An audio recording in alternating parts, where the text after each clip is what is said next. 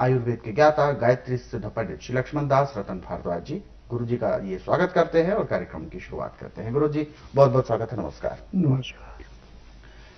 दर्शकों, ये कार्यक्रम आपके लिए है और हम चाहते हैं कि आप इस कार्यक्रम का हिस्सा बने। यदि आपके साथ किसी भी तरह का रोग है, कोई भी शारीरिक कष्ट है, सीधे तौर पर आप इस कार्यक्रम से जुड़े, फोन उठाएं, हमें कॉल करें या आप हमें व्हाट्सएप के जरिए संदेश भेज सकते हैं।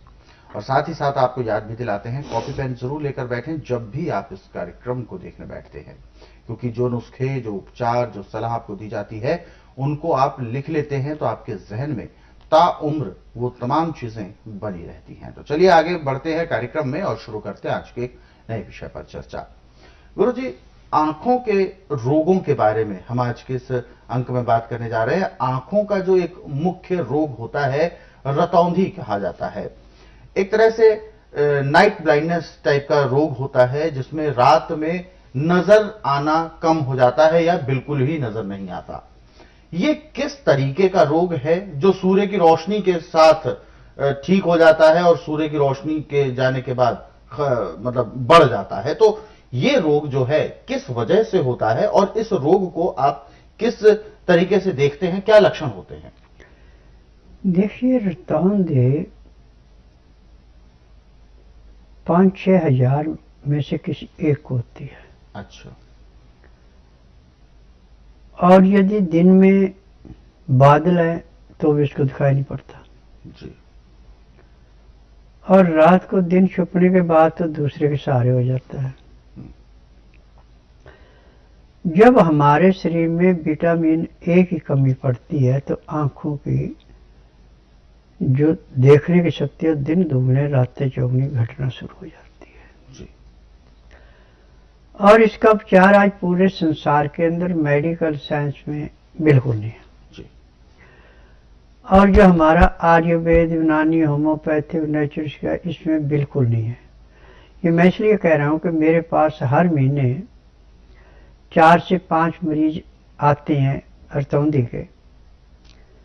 किसी का महीना, किसी का 1.5, किसी का 2 महीने उपचार होता है और वो आज पूर्ण रूप से स्वस्थ है।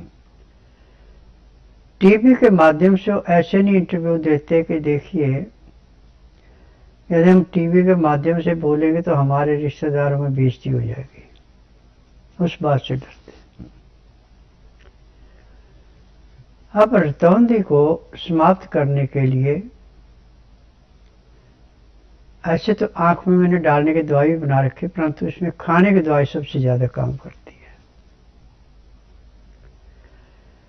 यदि गाजर का जूस 1 गिलास सुबह, 1 दोपहर, 1 शाम को 3 टाइम पीते हैं तो 15 दिन में, जैसे वर्षा ऋतु में बंजर जमीन में नमी आने पे हरियाली छाना शुरू हो जाती है, ऐसे आस्ता आस्ता आंखों की रोशनी रात को भी बढ़ना शुरू हो जाती है। बिल्कुल। गुरुजी, मैं उपचार के बारे में भी बात करूंगा और उपचार भी आपसे लेंगे कि किस तरीके से हम इसका उपचार कर सकते हैं, लेकिन बात अभी हम कर रहे हैं लक्षणों की। जैसा कि आपने कहा, यदि बादल भी आ जाते हैं तो भी वो व्यक्ति देखने में सक्षम नहीं हो पाता।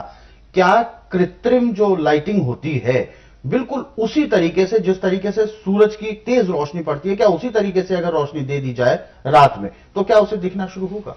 वो आंख में चौंधा लगता है उसको। जी। ये संभव नहीं है ना। जी। अब गाजर के जूस का पैर के तलवे से सिर के बाल तक के हर अंग का ऐसे उपचार है जैसे दूध में से मक्खी निकाल के दूध को प्रयोग में लाते, ऐसे वो अंदर की कमियों को दूर करके शरीर को स्वस्थ करता है जी। गाजर का रस पेशाब भी आपको बहुत ज्यादा लाएगा, पेट भी अच्छा साफ करेगा, बालों को झड़ने से और पकने से रोकेगा और चेहरे पे ऐसे चमक आती है जैसे सुबह गुलाब की कली पे ओस की बूंदे पड़ी होती है, सूर्य निकलते मोती जैसी चमकती है, ऐसे चेहरे पे भी चमक आती है। और जिनका रंग श्यामला है वो यदि गाजर का रस पी रहा है 3 टाइम तो 1 महीने के बाद उसका रंग जो है बदलना शुरू हो जाता है। और जिनका चेहरा हमेशा खुश्क रहता है, बार बार क्रीमें लगाते हैं, लोशन लगाते हैं, उसकी जरूरत नहीं पड़ती। और गाजर वही लेनी है जो बिल्कुल मुलायम है, नरम है, जिसमें अंदर जो डंडी है वो भी बिल्कुल मुलायम हो, उसी का रस निकाल के आपने पीना है। जो गाजर सख्त है, पक चुकी है, उसके रस में उतने गुण नहीं है। यानी जैसे पेड़ की कोपल होती है, ऐसे गाजर जब तैयार होती है, गाजर बीजने के 40 दिन के बाद निकालने के काबिल हो जाती है। मूली, गाजर, शलगम, चुकंदर, इनकी आप साल में 2 या 3 फसलें भी ले सकते हैं।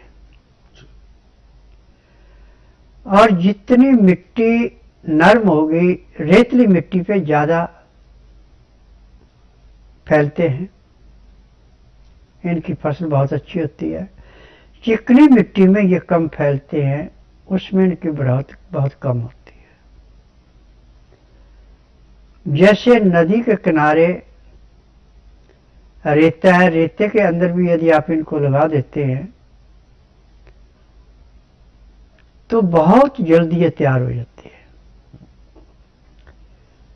और गाजर में, मूली में, शलगम में, चुकंदर में विशेषता है कि जितनी इनके पास मुलायम मिट्टी होगी उतने ये तेजी से बढ़ते हैं।